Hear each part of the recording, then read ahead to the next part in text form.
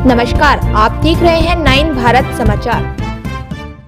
नमस्कार, आप देख रहे हैं नव भारत समाचार। मैं हूं नेहा राठी। आइए देखते हैं आज की बड़ी खबर।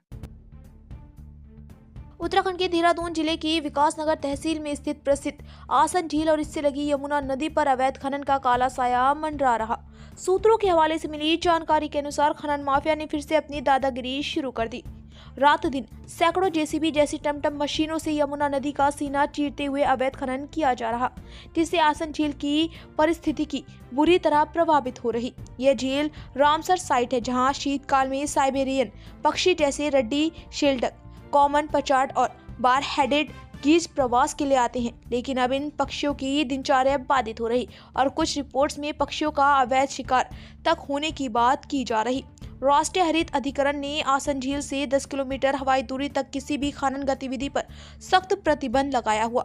हाईकोर्ट के आदेश भी स्पष्ट हैं, लेकिन डकरानी में लगातार माफिया इन नियमों को खुलेआम ठेंगा दिखा रहे। डकरानी और ढालीपुर क्षेत्र में यमुना नदी के किनारे बने अवैध भंडारण यार्ड से रात भर खनन का सिलसिला चलता रहा। ओवरलोड ट्रक आरटीओ कार्यालय के ठीक सामने से गुजरते हैं और उत्तराखंड जल विद्युत निगम की प्रतिबंधित पुलों से खनन सामग्री का ढुलाई बदसूरत जारी है। सूत्र बताते हैं कि घर का विशालकाय काया देखकर ही जिम्मेदार अधिकारी डर जाते हैं। उनका दावा है कि सूबे के आकाओं से उनके गहरे सरकसूख है, जिससे चलते विभागीय अधिकारी आंखें मूंद देते हैं। पर्यावरण का गहरा अज्ञात, पक्षी और जंगली जीवन खतरे में। आसन कंजर्वेशन रिजर्व, जो यमुना नदी के किनारे देहरादून के पास स्थित है, 2020 से रामसर साइट घोषित है। ये उत्तराखंड का पहला रामसर वेटलैंड है जो प्रवासी पक्षियों के लिए वैश्विक महत्व का है, लेकिन अवैध खनन से नदी का प्राकृतिक प्रभाव बाधित हो रहा, जिससे बाढ़ का खतरा बढ़ गया।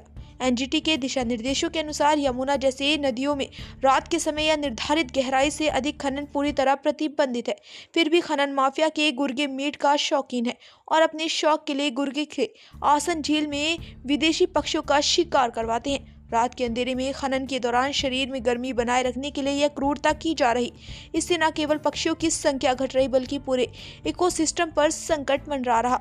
एनजीटी ने पहले ही यमुना बेसिन में अवैध खनन पर सख्ती बरतते हुए कई मामलों में जांच समितियां गठित की, लेकिन स्थानीय स्तर पर अमल नहीं हो रहा।